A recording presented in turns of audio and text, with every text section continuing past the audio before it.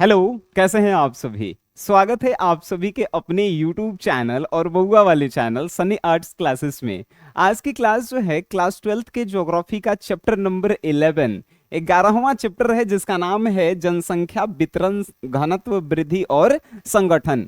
इस चैप्टर के जो है 2 नंबर वाले जितने भी वीवीआई क्वेश्चन है क्लास के अंत समय तक आपके दिमाग में फिट हो जाएंगे, इस बात की पूरी गारंटी है। और अगर इससे पहले वाले 1 से लेकर 10 चैप्टर आप नहीं पढ़े हैं, आपसे छूट गया है, तो इसी चैनल के प्लेलिस्ट में जाइएगा। वहां से जो है एगो ज्योग्राफी का प्लेलिस्ट बना है, उसमें सभी चैप्टर का वीडियो लेक्चर जो है आपको मिल जाएंगे। तो चलिए आज की सुपर से क्लास को जो है हम लोग शुरू करते हैं।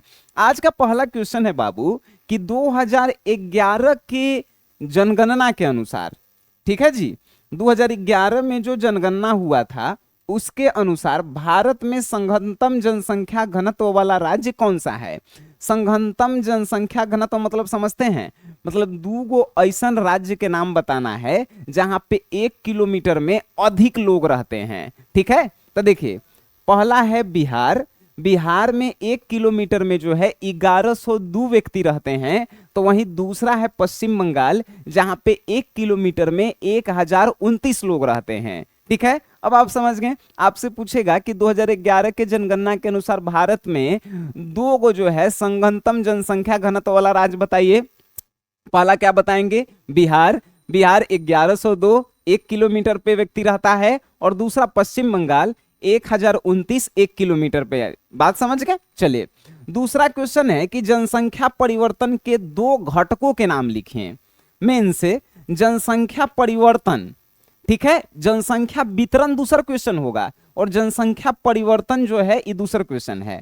तो जनसंख्या परिवर्तन के 2 घटक बतावेला है, 2 कारण कि जनसंख्या परिवर्तन होता है वो कौन कौन से कारण से होते हैं। तो पहला कारण देखिए, जनसंख्या परिवर्तन को प्रभावित करने वाले 2 प्रमुख कारक निम्नलिखित हैं। पहला है जन्म दर। अभी जन्म दर मतलब क्या होता है? तो जन्म लेता है व्यक्ति तो जनसंख्या का होता है, बढ़ता है। तो परिवर्तन हुआ जनसंख्या की नहीं हुआ। तो पहला कारण है जन्म दर। दूसरा है मृत्यु दर। अब जो है आदमी मरेगा तो जनसंख्या घटेगा भी, तो उसके कारण भी जनसंख्या जो है परिवर्तन हो रहा है। तो जनसंख्या परिवर्तन के 2 घटक, पहला जन्म दर और दूसरा मृत्यु दर। ये सब रटे वाला है। अरे भाई ये सब जो है हमनी के जो है नर्सरी क्लास में पढ़े थे, है कि नहीं। आइए नेक्स्ट क्वेश्चन जो है आपके स्क्रीन पे लेके आते हैं। क्वेश्चन है बाबू तीसरा नंबर की जन्म दर और मृत्यु दर में अंतर बताइए। देखिए ये हलवा वाला क्वेश्चन इसको हमनी के कहते हैं। जन्म दर और मृत्यु दर में डिफरेंस क्या है? तो जन्म दर और मृत्यु दर एक एक तरफ लिख देंगे बीच से लाइन पार देंगे। तो 1000 बच्चों पर 1 वर्ष में जीवित बच्चों की संख्या जन्म दर कहलाती है। मतलब पूरा भारत में मान के चलिए कि 1000 बच्चा जन्म लिया। आप सुने होंगे कि कोई कोई बच्चा जन्म लेते मर गया, कोई कोई माँ के पेट में ही मर गया, तो वो जो है गिनती होता है। और 1000 बच्चा के जन्म पे जितने बच्चे जीवित बचते हैं उसी को जन्म दर कहा जाता है। यहाँ पे सुनिए मृत्यु दर कि 1000 व्यक्तियों में 1 वर्ष में जितना व्यक्ति मरता है, यानी मृत्यु होने वाली व्यक्तियों की संख्या को जो है मृत्यु दर कहते हैं। एग्जाम्पल से समझते हैं हम लोग। मान के चलिए कि भारत में जो है 1 साल में जो है कितना 1000 व्यक्ति जन्म लिया, बच्चा जन्म लिया। 1000 में से 100 गो बच्चा मर गया और बचा कितना 900। तो 900 उसका होगा जन्म दर। लेकिन पूछा कि मृत्यु दर क्या होगा? तो 1 साल में 1000 व्यक्ति में से जो है 100 गो व्यक्ति मर गया और 900 व्यक्ति बचल है, तो 100 गो जो है उसका होगा मृत्यु दर। बातें समझ में आ रही है? अरे बिल्कुल। नेक्स्ट क्वेश्चन है कि जन्म दर से जनसंख्या बढ़ती है। जब भी जन्म दर जो है बढ़ेगा जनसंख्या क्या होगा? ऑटोमेटिक बढ़ेगा, है कि नहीं। और उसके बाद मृत्यु दर से जनसंख्या जो है घटती है। नेक्स्ट क्वेश्चन कि जन्म दर को नियंत्रित कर सकते हैं। अच्छा बच्चा जो है जन्म लेता है तो उसको हम लोग पेट में मार सकते हैं, मीन्स जो है डॉक्टर के अनुसार उसको रोक सकते हैं। सुने भी होंगे आप अपने गांव शहर में कि जन्म को हम लोग रोक सकते हैं, लेकिन मृत्यु दर को आप नहीं रोक सकते हैं। आप अमर थोड़े हैं कि आप मृत्यु दर को रोक देंगे। तो जन्म दर को नियंत्रित कर सकते हैं, मतलब रोक सकते हैं, जनसंख्या नियंत्रण कर सकते हैं हम लोग, लेकिन मृत्यु दर को हम लोग नियंत्रित नहीं कर सकते हैं। ये 3 डिफरेंसेस जो है आपके लिए बिल्कुल आसान है। ठीक है, चलिए नेक्स्ट क्वेश्चन बाबू आपके स्क्रीन पे आएंगे। क्वेश्चन क्या है कि जनसंख्या वितरण को प्रभावित करने वाले 4 कारक बताइए। हम आपसे कहे थे जनसंख्या परिवर्तन अलग चीज है, वितरण अलग चीज है। परिवर्तन मीन्स कि जनसंख्या में घटना बढ़ना, अब वितरण मीन्स कि सुने होंगे कि कोनो गांव में जनसंख्या अधिक है, कोई गांव में जनसंख्या कम है, कोई शहर में जनसंख्या ज्यादा है, कोई शहर में जनसंख्या कम है, तो उसको वितरण कहेंगे। तो जनसंख्या वितरण को प्रभावित करने वाले 4 भौगोलिक कारक के नाम बताना है। तो जनसंख्या वितरण को प्रभावित करने वाले 4 प्रमुख भौगोलिक कारक क्या है? पहला है जल की उपलब्धता, जहां पे जल अधिक मिलेगा आदमी वहीं ज्यादा रहना पसंद करेगा, है कि नहीं।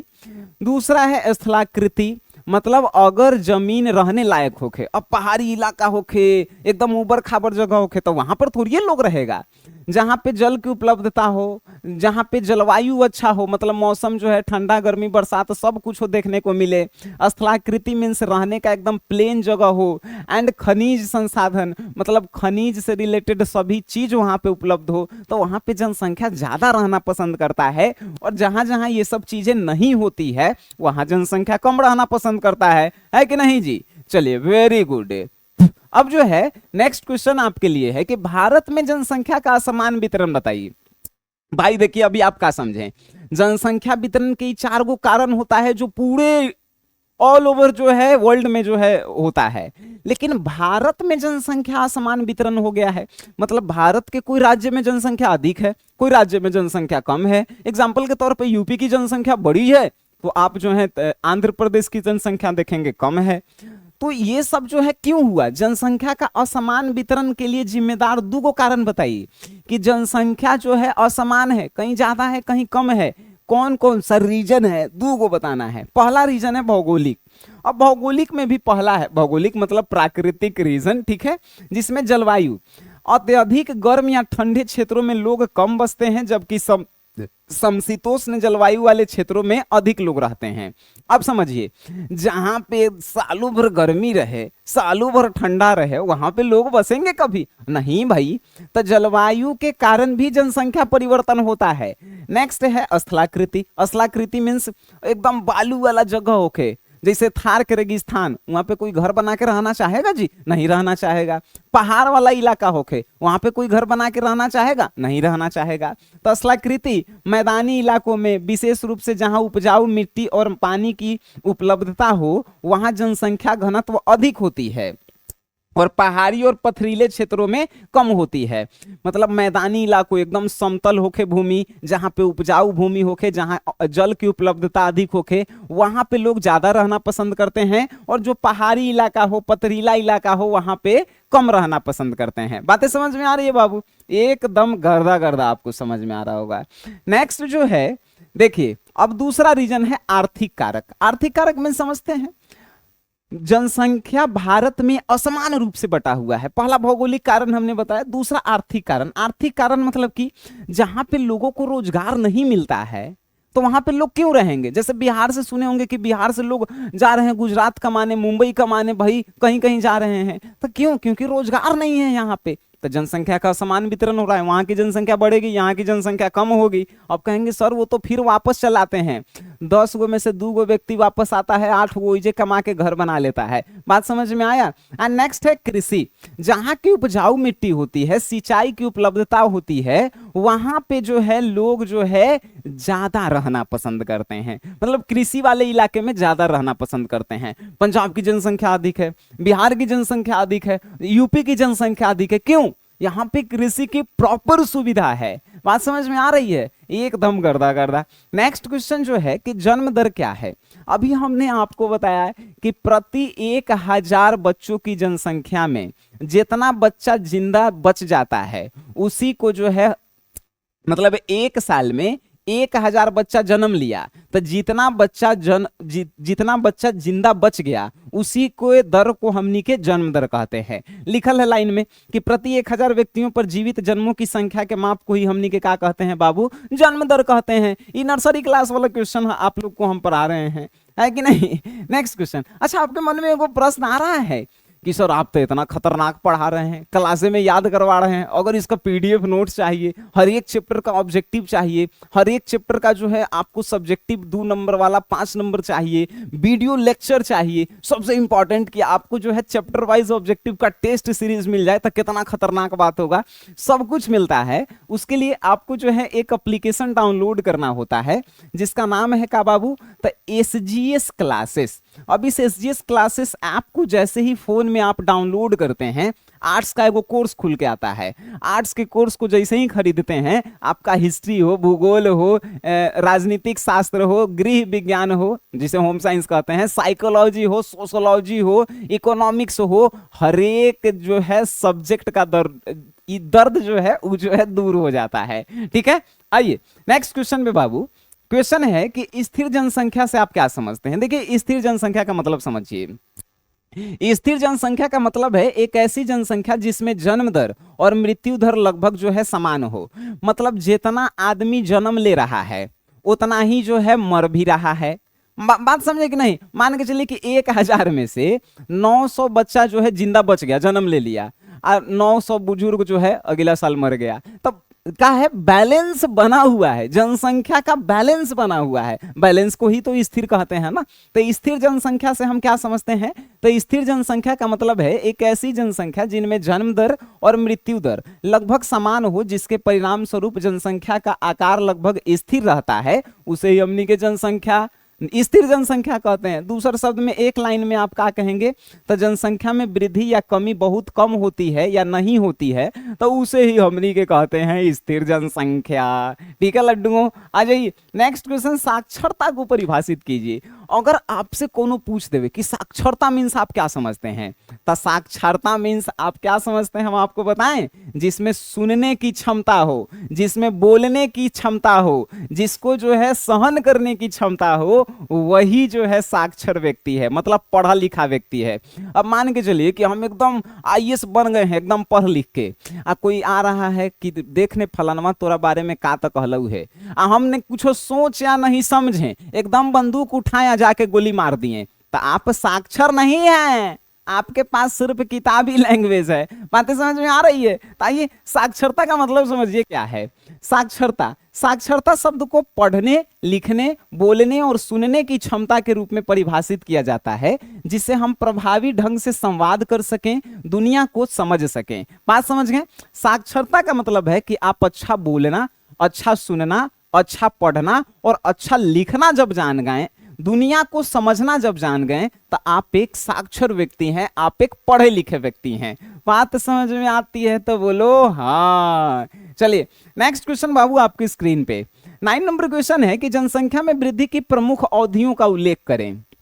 आपको बताना है कि भारत में कौन से वर्ष में जो है कितना जनसंख्या बढ़ा, कब स्थिर रहा और कब जो है कम हुआ। तो भारत में कम कभी नहीं हुआ था। ठीक है, देखिए अगर 1901 से 1921 के बीच में हम बात करें तो इस समय जनसंख्या स्थिर था भारत में। ठीक है बाबू, देखिए भारत में कब जनसंख्या स्थिर था, तो 1901 से लेकर 1921 तक। स्थिर वृद्धि मतलब धीरे धीरे जनसंख्या बढ़ा। स्थिर वृद्धि कब हुई, तो 21 से लेकर 1951 तक जो है जनसंख्या स्थिर वृद्धि रहा।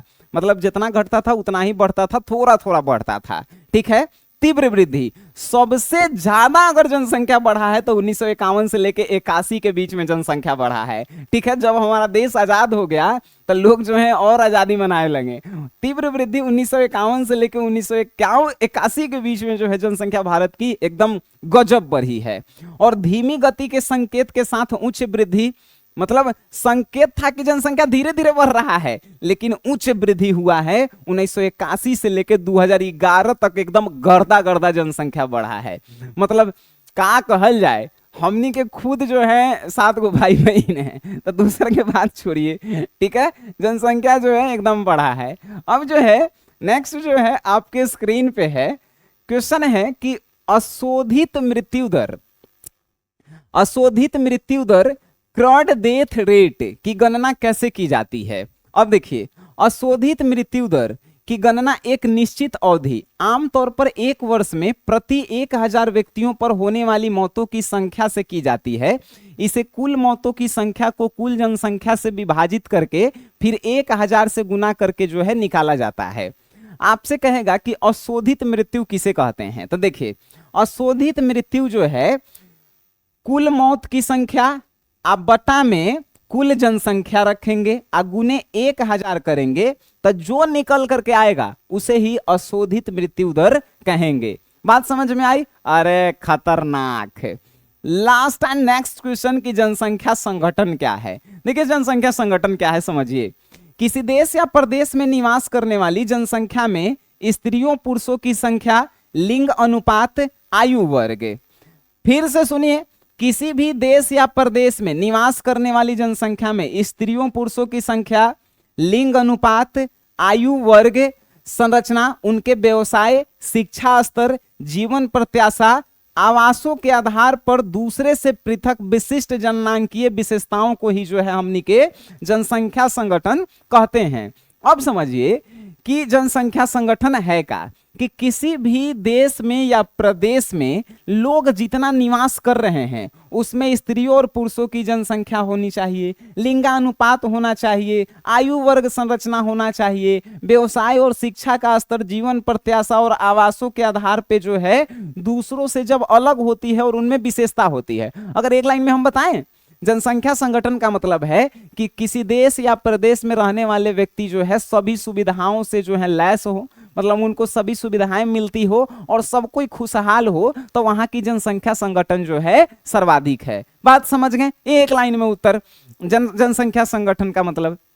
अब देखिए इस चैप्टर से हमने 11 क्वेश्चन लिए, 11 के 11 क्वेश्चन आपको दिमाग में हमने डाला। अगर कोई क्वेश्चन गलती से भी आपको लगे कि सर याद नहीं हुआ है, इस क्लास को आप दोबारा एक बार देखेंगे और दोबारा देखने के बाद इसके पीडीएफ नोट्स को देख लीजिएगा। पीडीएफ नोट्स देख लीजिएगा, इस चैप्टर के ऑब्जेक्टिव एक बार लगा लीजिएगा, आपका जो है एकदम दिमाग के दर्द इस चैप्टर का खत्म हो जाएगा। ठीक है, तब मिलते हैं आप सभी से अगली क्लास में आपके एप्लीकेशन एसजीएस क्लासेस में, और नेक्स्ट क्लास लेकर आएंगे यूट्यूब पे भी आपके। तो धन्यवाद आप सभी का, बहुत बहुत धन्यवाद।